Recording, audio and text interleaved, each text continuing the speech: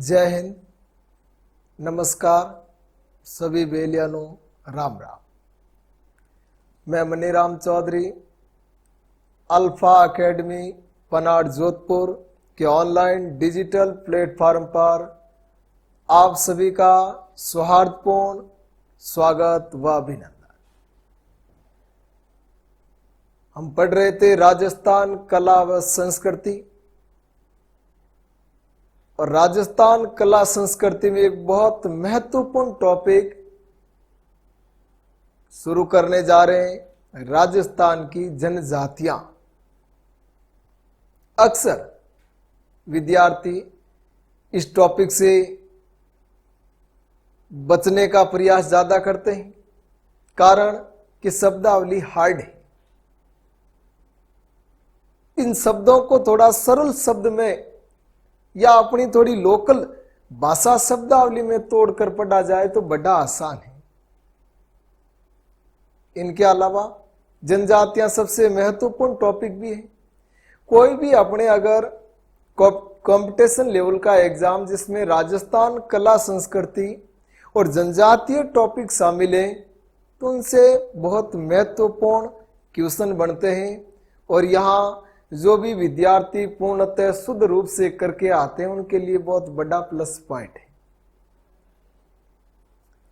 कैसे याद रखना है, एक ही बार में किस प्रकार उसे दिमाग में बिठाना है, हो सकता है सबके लिए, मैं नहीं कह रहा हूं कि हार्ड है। अगर कुछ विद्यार्थियों को हार्ड लग रहा तो उन्हें बिल्कुल आसान लगना चाहिए। बस शर्त है शुरू से लेकर अंत तक एकाग्रता से समझते जाए। तो अब टॉपिक पे आते हैं, चर्चा करते हैं। राजस्थान की जनजातियां, tribes of Rajasthan, tribe of Rajasthan. Rajasthan की जनजातियां। अगर जनजातियां टॉपिक शुरू करने से पहले हम ये जान लेते हैं कि जनजातियों से किस आधार के सवाल आते हैं, या कितने आधार के कितने प्रकार के सवाल तैयार होते हैं। 8 प्रकार की जनजातियों से अगर देखा जाए तो कितने आधार के क्वेश्चन बन रहे हैं, 8 प्रकार के सवाल बनते हैं विद्यार्थियों। अब देखो वो 8 प्रकार के कौन कौन से क्वेश्चन हैं, किस प्रकार पूछा जाता है। जनजातियों में प्रथम क्वेश्चन जनगणना का पूछते हैं, जनजातियों की जनगणना का। जैसे पेपर दिए हो हाल ही में आप लोगों ने, तो जो अपने एलडीसी के पेपर हुए 2018 वाले, या उनसे पहले ग्राम सेवक हो, पटवार हो, सेकंड ग्रेड हो, जो भी अपने राजस्थान कंपटीशन एग्जाम के पेपर्स हुए, उनमें हर पेपर्स में जनजातियों में प्राथमिक रूप से जो सवाल को बार बार रिपीट किया जा रहा है आधुनिक जनगणना के बाद, तो वो कौन सा जनगणना का। अब यहां पर विद्यार्थी गलती कैसे कर बैठते हैं, क्योंकि नाम मिलता जुलता है। सर्वाधिक अनुसूचित जाति वाला जिला, सर्वाधिक अनुसूचित जनजाति वाला जिला, फिर अनुपात में सर्वाधिक ज्यादा कहां निवास करती है, अनुपात में न्यूनतम कहां निवास करती है। मान लियो आपको पूछ ले कि सर्वाधिक अनुसूचित जाति वाला जिला उत्तर है जयपुर, और अन्य ऑप्शन में दे दे जो भी अलवर, कोटा, बूंदी, तो आसानी से हम एक बार पढ़ा हुआ क्वेश्चन भी लगभग सही कर देते हैं। लेकिन एग्जामिनर क्या करता है, ये विशेष रूप से RSSMB बोर्ड वगैरह, अब आपको क्वेश्चन पूछ लिया कि सर्वाधिक अनुसूचित जाति वाला जिला, तो अ तो मिलेगा जयपुर और ब मिलेगा उदयपुर। अक्सर ये ऑप्शन क्यों देते हैं, हमें विचलित करने के लिए, क्योंकि उदयपुर है जनजाति वाला, सर्वाधिक जनजाति वाला जिला उदयपुर है, और जाति वाला कौन है, जयपुर है। तो इस प्रकार के अगर ऑप्शन आ जाए तो उस समय हम क्वेश्चन कैसे सही करें, वो भी मैं आपको एक तरीका बताऊंगा। तो क्वेश्चन जनजातियों से 8 प्रकार के, पहला तो हो गया जनगणना। जनगणना में यानी पूछा जाता है इनके निवास सर्वाधिक, न्यूनतम या अनुपात में। जनजातियों का दूसरा क्वेश्चन हो गया उनके परिचय की, परिचय व निवास। परिचय यानी राजस्थान की सबसे बड़ी जनजाति, शिक्षित जनजाति, राजस्थान की सबसे प्राचीन जनजाति या सबसे पिछड़ी हुई जनजाति, या फिर इनका निवास भील का निवास करते हैं, मीणा का निवास करते हैं, इनका सर्वाधिक निवास अनुपात में अधिक निवास, जो भी ये पूछा जाता है दूसरा क्वेश्चन। तीसरा क्वेश्चन जनजातियों से बनता आपके उनके मकान व मुखिया का। मकान व मुखिया, मकान को क्या कहते हैं? टापरा, को, मेवासे या गोपना, कोरवा, जो भी अलग अलग। मुखिया क्या कहलाता है? कोतवाल कहलाता है या सहलोत कहलाता है, पालवी, तदवी, जो भी अलग अलग। तो तीसरा क्वेश्चन मकान व मुखिया से संबंधित। चौथा क्वेश्चन जनजातियों का बनता है वस्त्र से। बहुत महत्वपूर्ण है ये भी कि बीलों की धोती क्या कहलाती है, या डेपाड़ा क्या है, सलूका क्या है, फड़का क्या है, कटकी क्या है, ताराबात की ओढ़नी, जो भी अलग अलग बहुत प्रकार के वस्त्र, ये शब्दावली। और पांचवा क्वेश्चन बनता है जनजातियों की प्रथाओं से। प्रथाओं से मतलब चाहे उनके मृत्यु से संबंधित कोई बात हो, या जन्म से रिलेटेड हो, या विवाह की कोई अलग प्रथा हो कि बहुपत्नी प्रथा है, या जो आपके प्रेम विवाह कर रहे हैं किस प्रकार, दापा प्रथा, जो भी अलग अलग, गोदना, जो भी। यानी पांचवा क्वेश्चन प्रथाओं से। छठा क्वेश्चन जनजातियों का बनता नृत्य व गीत का। नृत्य व गीत का कि भाई नेजा किनका नृत्य है, या भीलों का खेल नृत्य कौन सा, उनका नाटक कौन सा है, या फिर कौन सा नृत्य बिना वाद्य के किया जाता है, जो भी यानी जनजातियों से जुड़ा हुआ। गीत तो सुबटियो हो, चाहे हमसिडो हो, चाहे लावणी हो, जो भी अलग अलग जनजातियों से जुड़े हुए लोकगीत। सातवां क्वेश्चन जनजातियों का बनता है मेलों से। किनसे बनता है? मेले, यानी शहरियों का कुंभ, आदिवासियों का कुंभ, कौन सा मेला कहाँ बढ़ता है, कब बढ़ता है, वो बात हो गई।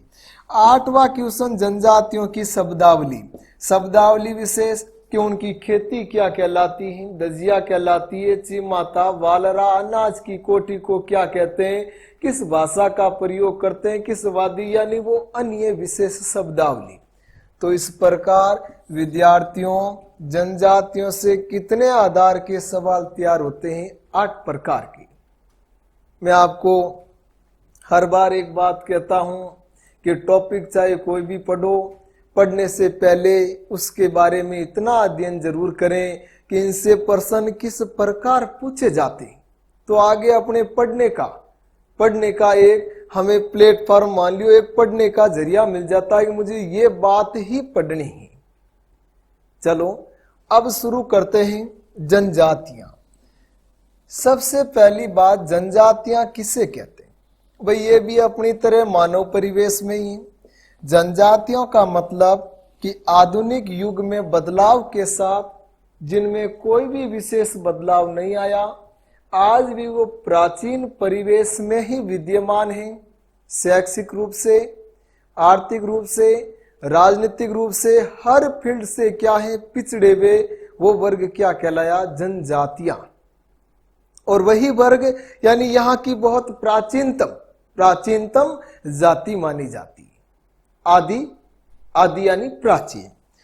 अब बात करें जनजातियों की, क्या अपने संविधान में जब संविधान निर्माण हो रहा था तो जनजातियों के बारे में क्या कोई उल्लेख हुआ, या संविधान निर्माण से पहले कोई जनजातियों या दलितों के बारे में कोई उल्लेख अंग्रेजी प्रशासन के समय भी विशेष हुआ? हाँ, हुआ था। गोलमेज सम्मेलन 3 हुए थे, 30, 31, 32। और गोलमेज सम्मेलन में पृथक दलित निर्वाचन प्रणाली या दलितों की मांग किसने उठाई? भीमराव अंबेडकर। जैसे ही अपना संविधान निर्माण हुआ तो विद्यार्थियों याद रखना, संविधान का अनुच्छेद 366 जनजातियों को परिभाषित किया गया है। अनुच्छेद 366 जनजातियों को परिभाषित किया गया है और जनजातियों को कितने वर्गों में विभाजित कर दिया गया है? दो वर्ग। और संविधान का भाग, तो भाग कौन सा है? संविधान का भाग 16 अन्य पिछड़े वर्गों के उपबंध। संविधान का भाग 16 अन्य पिछड़े वर्गों का उपबंध। अब देखो, जनजातियों को दो पार्ट में बांट दिया, अनुसूचित जाति और अनुसूचित जनजाति।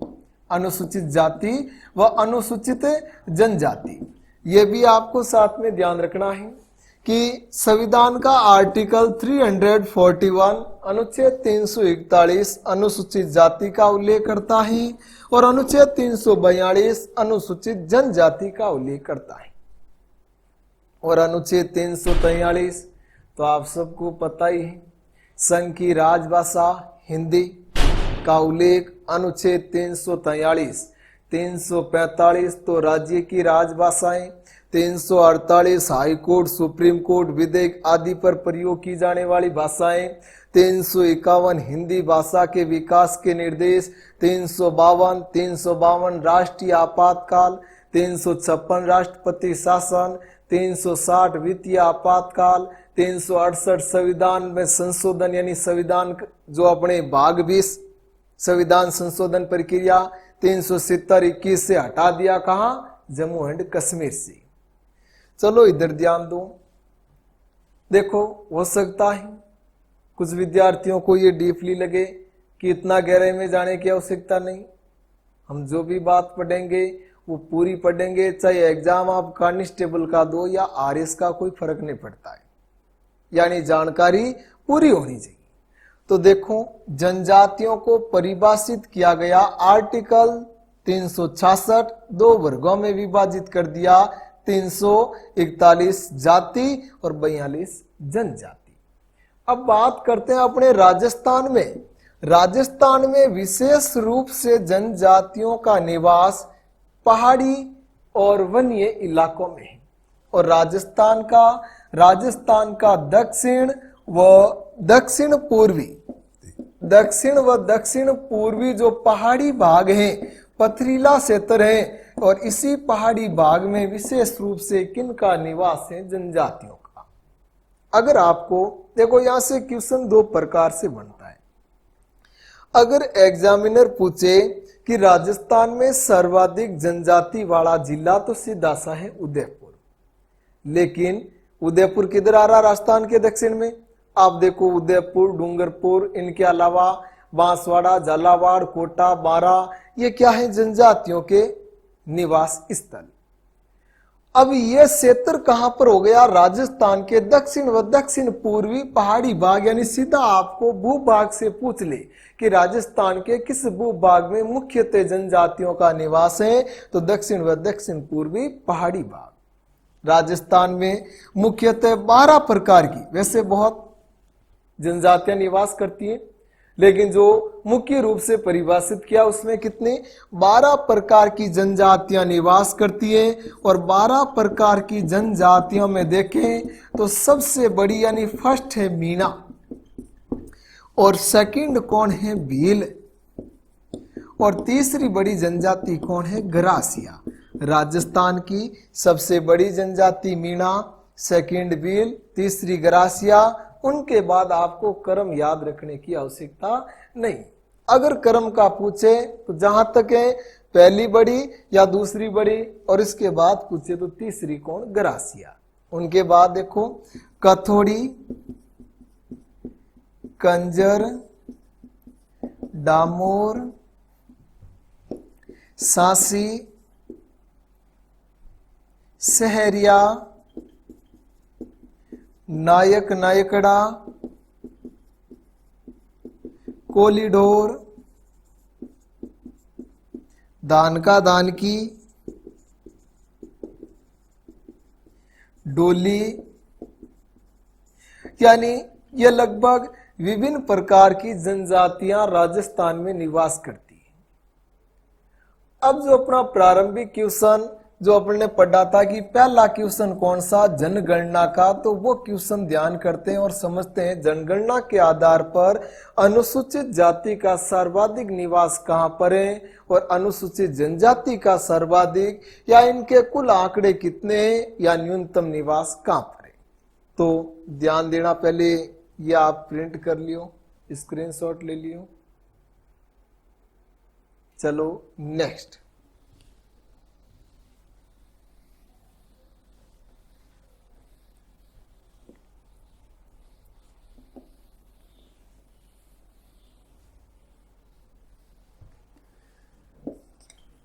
दो 2011 जनगणना के अनुसार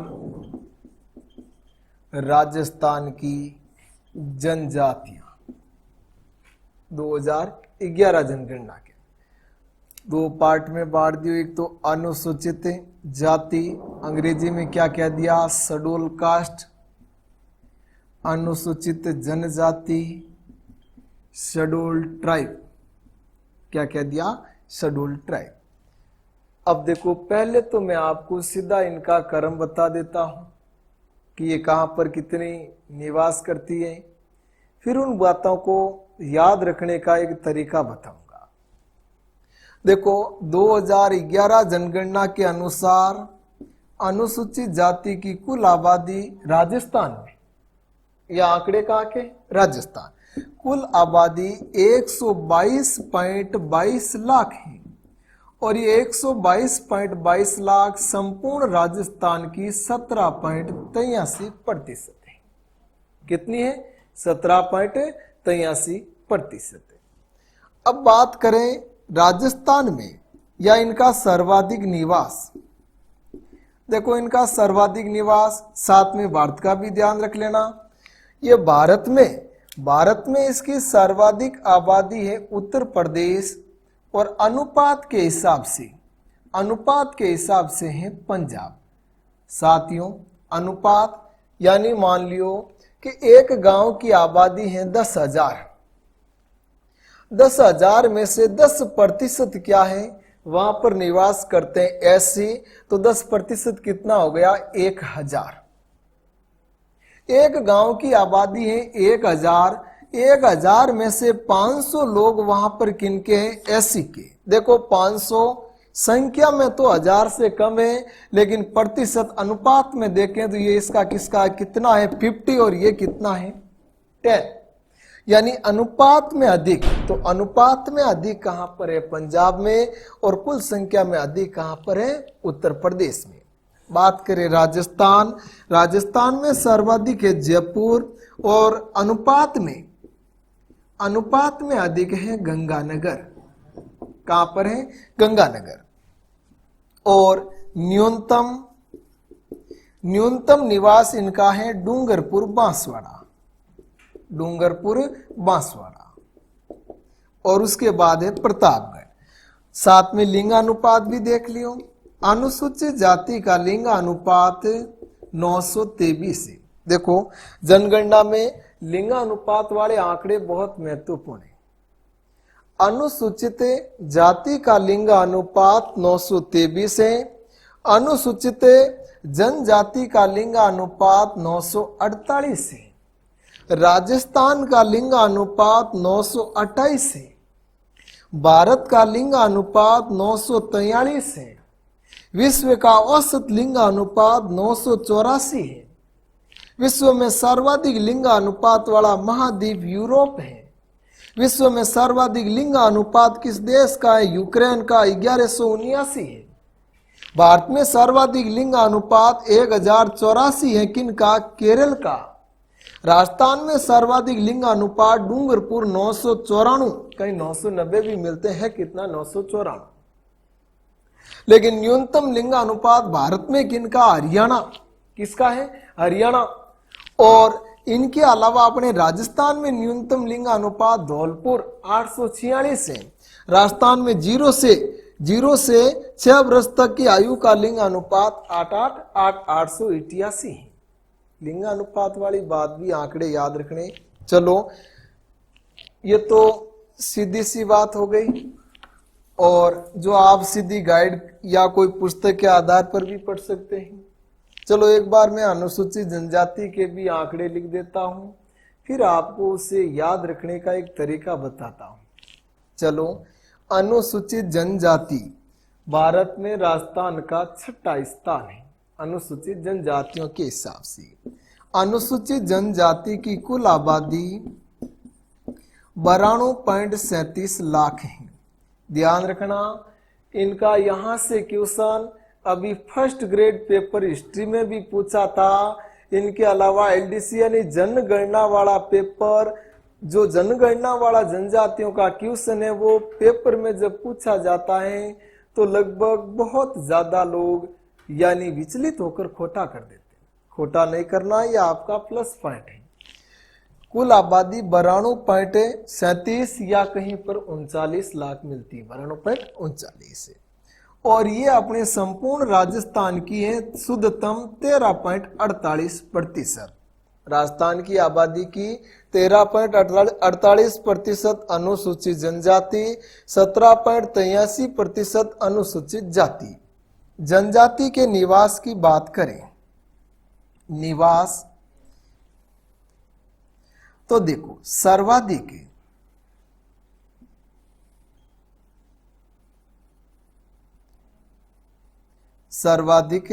निवास भारत में सर्वाधिक निवास है एमपी में, और अनुपात में सर्वाधिक निवास है मिजोरम में। राजस्थान में सर्वाधिक निवास है उदयपुर में, और अनुपात में सर्वाधिक निवास है विद्यार्थियों बांसवाड़ा में। न्यूनतम निवास है इनका आपके नागौर व बीकानेर। बीकानेर व नागौर। और इनका लिंग अनुपात कितना हो गया? 948। चलो एक बार आप गौर से इसे देख लियो, स्क्रीनशॉट भी ले लियो, प्रिंट कर लियो। अब देखो याद रखने का तरीका, किस प्रकार याद रखना है।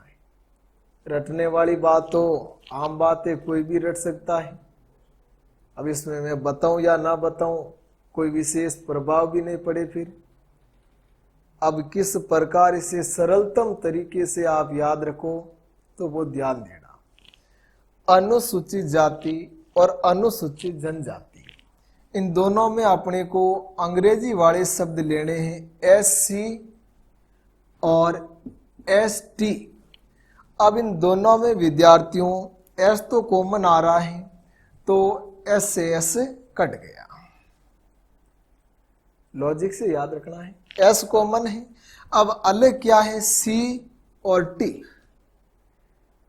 अगर आपने भूगोल टॉपिक पढ़ा है तो भूगोल में वन संपदा भी पढ़ी है, और वन संपदा के आंकड़ों में एक दो आंकड़े तो सब लोग पहले जो सीधा दे रखा होता है वो सबको याद होता है।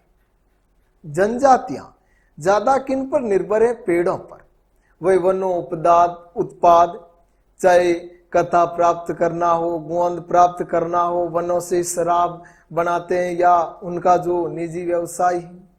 यानी जनजातियां किन पर निर्भर है? ज्यादा वनों पर निर्भर है। तो वही तो अर्थ लेना है। देखो एस टी का अर्थ बनाना है मीनिंग ट्री। टी का अर्थ क्या बनाना? ट्री। मतलब एस टी कहना चाहता है कि जहां भौगोलिक क्षेत्र में ट्री यानी पेड़ पौधे ज्यादा है वहां एस टी ज्यादा है। जहां पेड़ पौधे ज्यादा वहां एस टी ज्यादा है। तो देखो आपने वन संपदा के आंकड़े पढ़े तो सबको याद है, ट्री भारत में सर्वाधिक पेड़ पौधे यानी वन संपदा वाला राज्य कौन है? एमपी। सर्वाधिक वन संपदा ट्री का टीएमपी में, एसटी भी सर्वाधिक का एमपी में। भारत में देखो लॉजिक से याद रखना, टी कहना चाहता है ट्री, और ट्री ज्यादा कहां है? एमपी में। भारत में सर्वाधिक एसटी आबादी एमपी, प्रति अनुपात में वन संपदा अधिक है मिजोरम, और प्रति अनुपात में एसटी की आबादी ज्यादा निवास कहाँ करती है? मिजोरम। ये तो भाई ऑफर वाली बात हो गई, एक के साथ एक फ्री, और वो भी स्थायी। क्यों? आपको एक तो वन सभ्यता का भी क्वेश्चन याद हो रहा है और साथ में जनजातियों वाला भी, और वो भी बड़े आसान सरल तरीके से। चलो देखो आगे बढ़ो। राजस्थान में सर्वाधिक वन संपदा वाला राज्य कौन है? उदयपुर। यानी राजस्थान में टी ज्यादा कहाँ है? उदयपुर। राजस्थान में एसटी ज्यादा कहाँ है? उदयपुर। आधुनिक आंकड़ों में हो सकता बांसवाड़ा थोड़ा आगे पीछे हो गया होगा, देखना। बाकी पुराने आंकड़ा में प्रति अनुपात में जो अपने वन संपदा ज्यादा कहाँ? बांसवाड़ा। और प्रति अनुपात में राजस्थान में जनजाति ज्यादा कहाँ? बांसवाड़ा। बताओ कोई समस्या हो तो? कहाँ कंफ्यूज होता? बड़ा आसान। कोई टी का अर्थ बना दो ट्री। ट्री ज्यादा कहाँ है? एमपी में है। ज्यादा एसटी आबादी कहाँ हो गई? एमपी में। राजस्थान में ज्यादा कहाँ है? उदयपुर। राजस्थान में ज्यादा कहाँ हो गई? उदयपुर। अनुपात में कहाँ? मिजोरम और बांसवाड़ा। चलो फिर इसे याद करो। और जहां तक बात है, अगर एक लॉजिक से याद हो जाए तो दूसरा याद रखना थोड़ा आसान हो जाता है। फिर भी हम कोशिश करेंगे दोनों लॉजिक से समझे। एससी। अब मुझे एक बात बताओ विद्यार्थियों, जनजाति और अनुसूचित जाति में आबादी या जनगणना ज्यादा किनकी? ज्यादा अनुसूचित जाति की। और जनगणना को अंग्रेजी में क्या कहते हैं? सेंसस। क्या कहते हैं? सेंसस। यानी ये सी कहना चाहता है सेंसस। सी अर्थ क्या दे रहा है? सेंसस। मतलब जहां पर जनगणना में आबादी ज्यादा है वहां पर एससी ज्यादा है। अरे सी कहना, अगर सेंसस याद नहीं रहे तो अपने सीधा सा ब्रैकेट बनाओ, सी बराबर जनगणना। मतलब ये कहना चाहता है कि जनगणना में जहां कुल आबादी ज्यादा है वहां पर एससी ज्यादा है। देखो जनगणना, भारत में सर्वाधिक जनगणना किन की है? उत्तर प्रदेश। भारत में सर्वाधिक एससी आबादी कहां? उत्तर प्रदेश। राजस्थान में सर्वाधिक जनगणना किसकी है? जयपुर की। राजस्थान में सर्वाधिक एससी आबादी कहां? जयपुर। प्रति अनुपात में आपको एक याद रखना होगा, जैसे भारत का याद रख लो। भारत में सर्वाधिक एससी आबादी प्रति अनुपात में कहां है? पंजाब। और पंजाब से सर्वाधिक सीमा राजस्थान में कौन बनाता है? गंगानगर। राजस्थान में ज्यादा कहां हो गई? गंगानगर। और न्यूनतम तो जहां एसटी ज्यादा है वह एससी कम है। डूंगरपुर बांसवाड़ा में एसटी की न्यूनतम आबादी है, सॉरी एससी की न्यूनतम आबादी है। और एसटी न्यूनतम का है बीकानेर व नागौर। और इनका लिंग अनुपात 923, इनका 948। बताओ कहां समस्या होती? बस केवल थोड़ा सा उसे आसान तरीके से समझना होता है। और इसी प्रकार हम सभी जनजातियों की शब्दावली इसी प्रकार समझकर उन्हें पूर्णतः मतलब आत्मविश्वास के साथ याद करना है। चलो जल्दी आप प्रिंट कर लियो। ये तो था आपके जनजातियां परिचय। अब आगे शुरू करेंगे हम जनजातियां विस्तार से। भील, मीणा, जिन्हें अलग अलग पूर्णतः यानी सरलतम भाषा में और पूरी जानकारी पढ़ेंगे। ये आप स्क्रीनशॉट ले लियो, प्रिंट ले लियो। जनजातियां परिचय इति सिद्धम।